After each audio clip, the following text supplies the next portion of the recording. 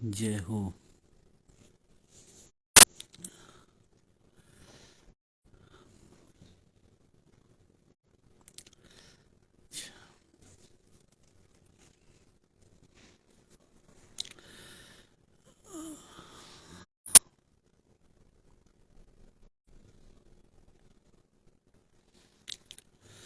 ठीक है साथी।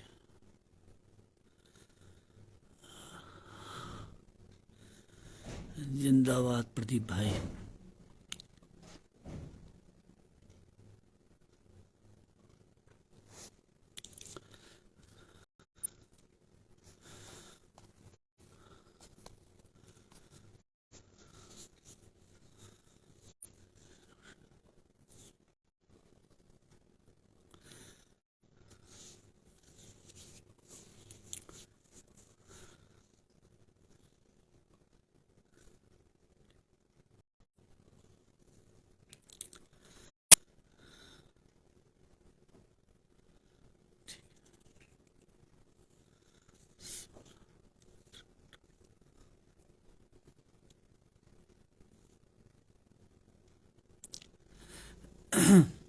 नमस्कार साहब।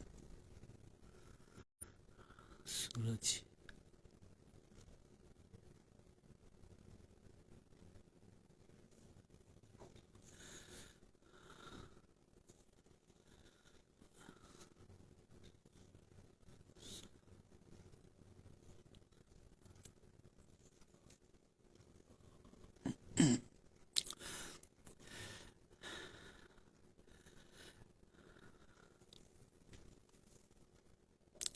प्रणाम भिन्नू भाई।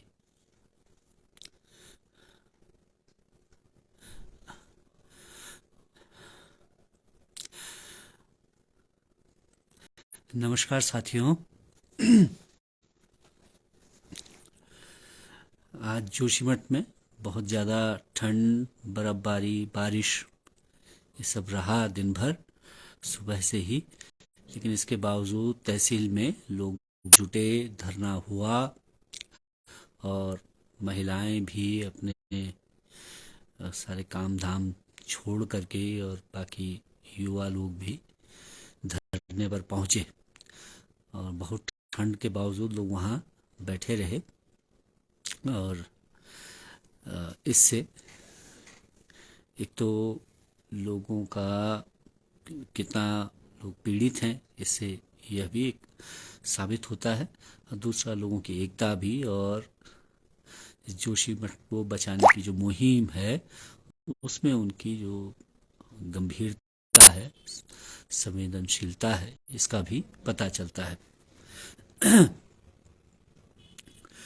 आज जो है पूरा दिन लोगों को ये प्रतीक्षा भी रही, क्योंकि ये लग रहा था कि आज जो है एक बैठक देहरादून में होने वाली थी, जो कि हाई पावर कमेटी सरकार ने बनाई है। उसको लेकर के भी कुछ उम्मीदें थी कि वहाँ से कुछ ऐसी खबर जो लोगों के लिए उत्साहवर्धन वाली हो, इसकी भी उम्मीद थी। लेकिन शाम तक आते आते उस खबर में भी कोई बहुत उत्साहजनक वाली बात नहीं रही।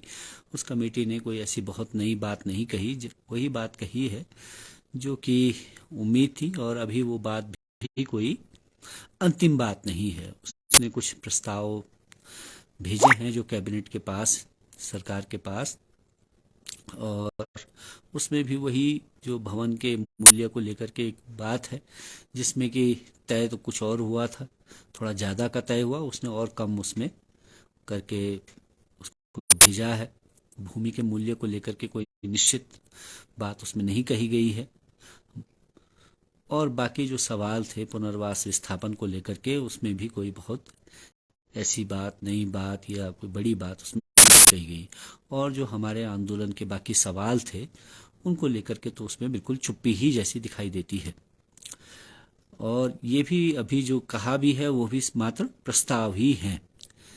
तो उस मीटिंग से भी कोई बहुत ज़्यादा ऐसा निकल करके अभी नहीं आया है, जबकि लोग इतने परेशान हैं। और प्रशासन जो है पहले के मुकाबले ज़्यादा सुस्त, ज़्यादा ढीला अपनी कार्यवाही में दिखाई दे रहा है। पहले जो तेजी थी थोड़ा बहुत जो बीच में दिखाई दी 10 एक दिन, वह भी अब बिल्कुल शांत जैसी दिखाई दे रही है। भले आज जो है उन्होंने अपने सर्वे के जो आंकड़े हैं उनमें कुछ तब्दीली की है, जो क्योंकि हम कल से इस बात को लेकर के विश्लेषण कर रहे थे, तो कल जो हमने कहा कि इन्होंने जो है वो जो लोग घट गए हैं, तो आज फिर जो परिवार हैं जो शिविर में रह रहे हैं उनकी संख्या बढ़ा दी गई है या बढ़ गई है। अब वो पहले जहाँ 250 कल हो गई थी और जो शुरू में 275-78 चली गई थी, और धीरे धीरे कम, क्योंकि लोग किराए पर चले गए, क्योंकि स्थितियाँ वहाँ जहाँ शिविर हैं बहुत अनुकूल नहीं है, तो आज वो बढ़ करके फिर 253 हो गए हैं। और जो कुल विस्थापित लोगों की जो संख्या थी वो 900 हो गई थी कल, वो भी आज बढ़ करके 920 हो गई है, क्योंकि परिवार बढ़ रहे हैं तो उनकी संख्या भी बढ़ी है। तो इससे यही वो है कि कुछ नए लोग उसमें शामिल हुए हैं। सुबह से हम लोग एक रिपोर्ट जिसका जिक्र जो है पर्यटन मंत्री ने भी किया था, और बीच में जो है आपदा प्रबंधन के सचिव हैं उन्होंने भी किया था। तो उस रिपोर्ट को भी हमने देखा, जो ये कह रहे थे कि हमारे पास तो रिपोर्ट पहले से थी, तो वो रिपोर्ट कौन सी थी, तो उसका डिटेल अध्ययन हम लोगों ने किया, तो पता चला कि 2016 में सरकार ने, जो आपदा प्रबंधन विभाग है, उसने जो है एक सर्वे करवाया, और वो सर्वे था कि उत्तराखंड में जो रिस्क असेसमेंट सर्वे, क्या कि जो उत्तराखंड में जहाँ रिस्क है, यानी जहाँ कुछ इस बात की संभावना है कि कहाँ कहाँ भूस्खलन हो सकता है या कहाँ कहाँ खतरा हो सकता है, उस खतरे को नापने के लिए एक सर्वे करवाया गया। सर्वे भी जो है सरकार का, क्योंकि सरकार जो है भूस्खलन या आपदा को लेकर के कुछ नियमों से बंधी हुई है, क्योंकि इनको जो है वर्ल्ड बैंक से और बाकी जगहों से इसको लेकर के ऋण लेना पड़ रहा है या ऋण मिल रहा है। तो उस कर्ज को लेने की कुछ जो शर्तें हैं उसके तहत जो है ये करवाना पड़ा था।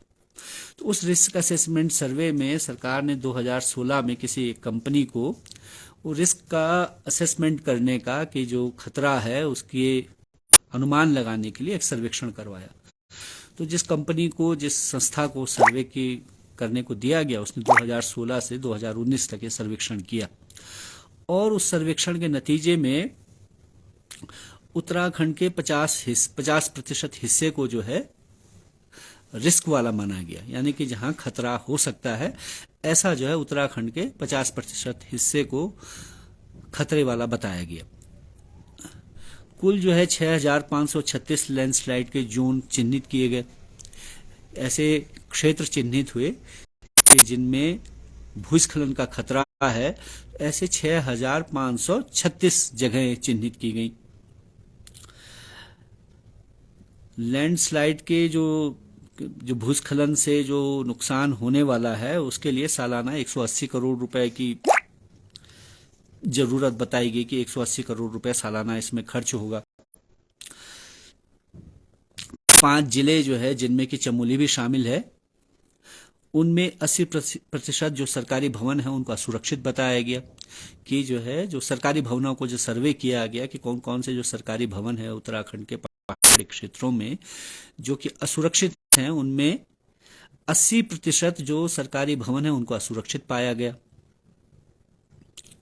और कुल जो है 888 सरकारी भवन का सर्वे हुआ, जिसमें 295 जिनमें जो है का जो चमोली जिले में हुआ उसमें 235 जो है भवन असुरक्षित पाए गए। अब ये जो सर्वे की रिपोर्ट है इनके पास 2019 से पड़ी हुई है, जिसमें कि पहले ही जो है आपने खतरे के अनुमान को लगाने के लिए सर्वे करवा लिया। चमोली जिले में जो है 235 सरकारी भवनों को असुरक्षित पाया गया।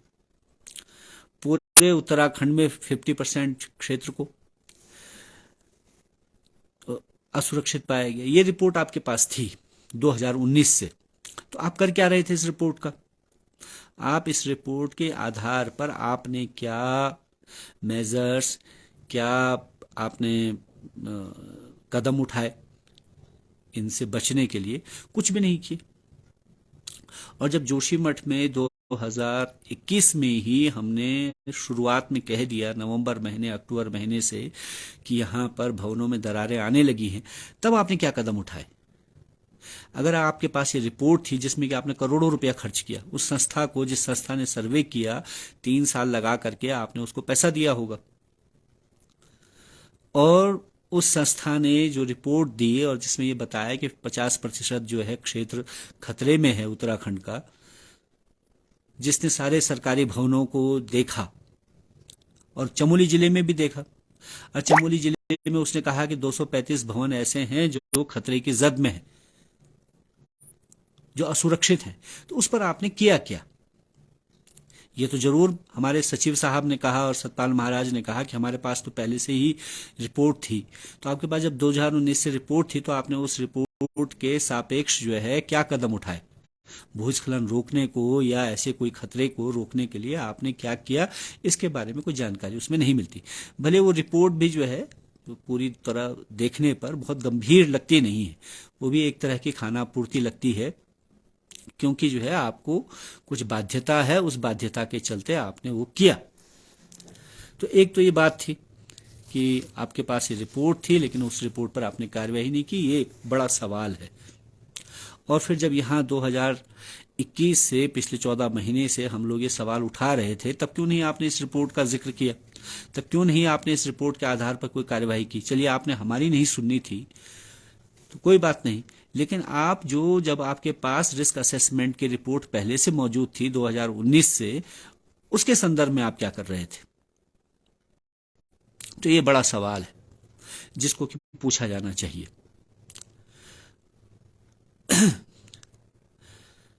उसके अलावा जो है, आज भाजपा के जो प्रदेश के अध्यक्ष हैं महेंद्र भट्ट जी, उनका एक बयान आया है।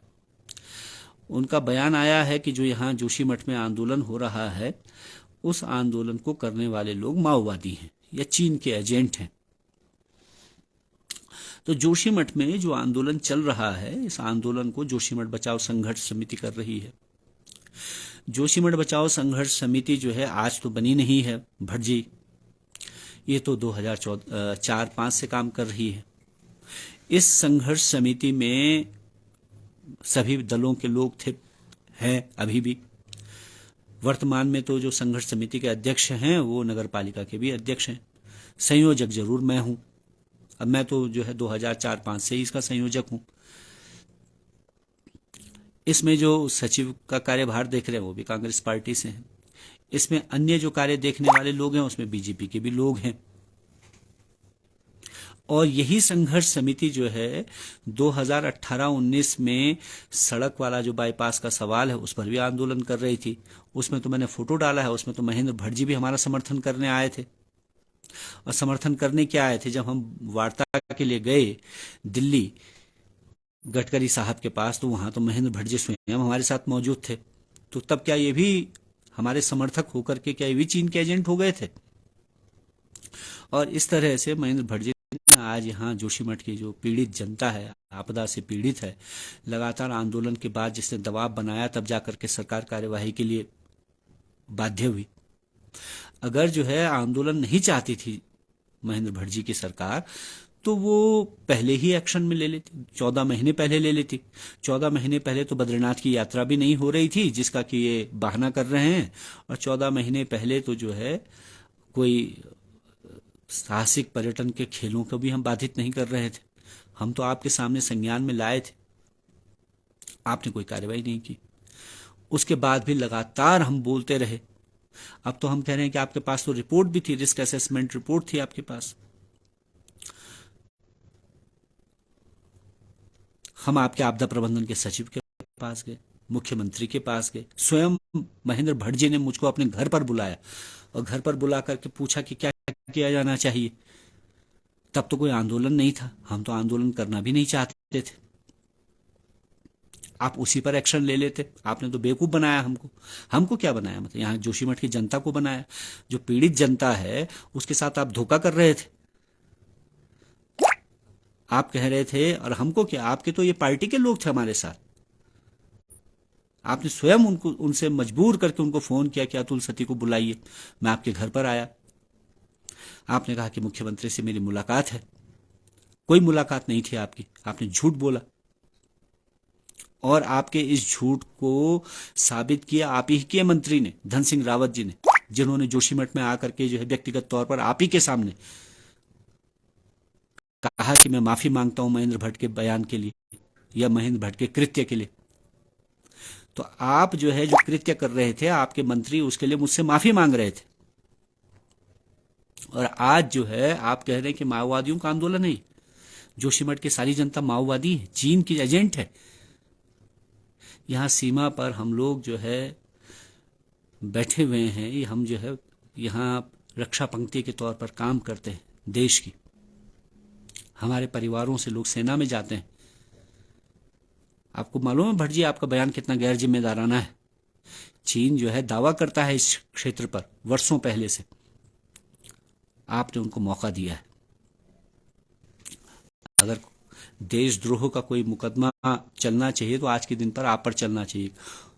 निश्चित जानिए जो है चीन इस बयान को लपक लेगा। आप हमको चीनी बता रहे हैं। जो लोग देश की सीमा पर खड़े हैं रक्षा पंक्ति के तौर पर, तमाम विपरीत परिस्थितियों के बावजूद यहां लोग पलायन नहीं किए, लोग यहां खड़े हैं और आज भी अपनी धरती, अपनी जमीन, अपनी माटी, अपना जंगल, अपना पानी बचाने के लिए लड़ रहे हैं। यही वो क्षेत्र है जहां से चिपको आंदोलन हुआ। हम तो तब भी लड़े। तब भी आप लोगों की आप ही के एक मंत्री थे, नाम नहीं लेना चाहता, वो एक आदमी को यहां माओवादी बता रहे थे। तो इसलिए ये सब बयानबाजी, इससे कोई हासिल नहीं हुआ। इसका पूरे जोशीमठ में बड़ा विरोध हो रहा है। लोगों में बहुत आक्रोश है और वो आक्रोश दिखाई दे रहा है सोशल मीडिया में। और कल जो है जोशीमठ में जब हम सब लोग पुतला जलाएंगे 11 साढ़े 11 बजे जो है हम चौराहे पर, पूरे प्रदेश भर में पहले तो जलना चाहिए, जलाएंगे लोग। हम तो अपील कर रहे हैं कि पूरे प्रदेश भर में जो है, और प्रदेश क्या पूरे देश भर में, और अगर सचमुच में आपकी जो पार्टी है वो जो है जनता की भावनाओं की कद्र करती है, सीमा पर रह रहे हम सीमांत लोगों की भावनाओं की कद्र करती है, और हम क्या जो इस देश की सीमा पर सब जगह, कश्मीर से लेकर के और यहाँ तक हिमालयी क्षेत्र में अरुणाचल प्रदेश से लेकर जोशीमठ तक जो सीमा के लोग हैं, उनकी भावनाओं की अगर कद्र करती है तो आपको तो पहले तुरंत बर्खास्त करना चाहिए अध्यक्ष पद से। आप इस लायक है नहीं कि वहां बैठे। आप लगातार गलती करते रहे। यहां आकर के भी आपने जो किया जोशीमठ में, और आप ही के लोगों ने आपका विरोध किया। आपको याद होगा, लोगों ने आपको अपने घरों से बाहर निकाला, आपके मुर्दाबाद के नारे लगे, आप ही के कार्यकर्ताओं ने आपको बाहर किया जोशीमठ में। आपकी पार्टी को तभी आपको हटा देना चाहिए था। और आज के बयान के बाद तो पहले तो आपको बर्खास्त किया जाए, पार्टी से निकाला जाए, अध्यक्ष पद से तो निकाला ही जाए, और नहीं तो हम तो पूरे देश से अपील करते हैं कि हम लोगों का यह अपमान हुआ है, पूरे जोशीमठ क्षेत्र की जनता का, यहाँ की पहाड़ी जनता का। हमारे जख्मों पर आपने नमक लगाने का ये काम किया है। हम लोग अपने क्षेत्र को बचाने के लिए आपसे अपील करते रहे। हमने तो मुख्यमंत्री के सामने भी हाथ जोड़ा कि जो है साहब ये मत कीजिए, पूरा इलाका जा रहा है। ऐसी चेतावनियां भूगर्भ वैज्ञानिक लगातार दे रहे हैं, और इस पर संवेदनशील होकर के हमारे साथ मिलकर के इस नगर के लोगों को बचाने की कार्यवाही करने के बजाय आप जो है इस तरह के बयानबाजी कर रहे हैं। ये ठीक उसी तर्ज पर, जिस तर्ज पर जो है किसान आंदोलन में आपने किसानों को बदनाम करने के लिए उनको खालिस्तानी कहा, और तब आपने उतना बड़ा आंदोलन झेला। आज जो है आप जोशीमठ की जनता को चीनी बता रहे हो, चीन का एजेंट बता रहे हो। जैसे आपने किसानों को कहा ये खालिस्तानी है, आतंकवादी हैं, वैसे आप जोशीमठ की जनता को कह रहे हैं कि आप चीनी हो, आप माओवादी हो। क्या होता है माओवादी? आपको तो ठीक से उन पार्टी का नाम तक पता नहीं जिन पार्टियों में लोग यहां आंदोलन में हैं। कौन है आयशा, जानते हैं आप? छात्र संगठन है। कहां है यहां छात्र संगठन जोशीमठ में? कौन है सीपीआई? तो यहां तो आंदोलन अगर कोई चला रहा है तो जोशीमठ बचाओ संघर्ष समिति चला रही है। और जोशीमठ बचाओ संघर्ष समिति पिछले जो है लगभग 18 साल से यहां काम कर रही है और इसी सवाल पर नहीं काम कर रही थी। यहाँ के सड़क, बिजली, पानी के सवालों पर लगातार जोशीमठ बचाओ संघर्ष समिति बोलती रही है, काम करती रही है। तो तब ऐसे समय में, ऐसे संवेदनशील समय में, जबकि हम सीमा पर जो है हैं और यहाँ से 150 किलोमीटर पर चीन बैठा हुआ है, ऐसे समय में इस तरह की बयानबाजी, इस तरह की गैर जिम्मेदाराना बात कहना ये शर्मनाक है। यहाँ के लोगों का अपमान है, यहाँ की जनता का, उन माता बहनों का जो इस ठंड में, बर्फ में अपने शहर को, अपने नगर को बचाने के लिए आई है। लगातार वहाँ देखिए आप, धरना स्थल पर लोग गीत गाते हैं, नए नए गीत लेकर के, भावनाओं से उद्वेलित होकर के, भावुक होकर के लोग वहाँ आंसू बहा रहे हैं कि हमारा शहर, हमारा नगर जा रहा है। और ऐसे लोगों के घावों पर आप नमक छिड़क रहे हैं, आप उनको चीनी बता रहे हैं। तब हम ये अपील कर रहे हैं पूरे देश से, हम पूरी उत्तराखंड की जनता से कि ऐसे बयानों का, ऐसे लोगों का बिल्कुल विरोध होना चाहिए। ऐसे लोगों को पदों पर रहने का कोई अधिकार नहीं। और अगर महेंद्र भट्ट जी माफ़ी नहीं मांगते हैं तो हमने तो कहा है कि आप जोशीमठ आएंगे, आपका निश्चित विरोध होगा।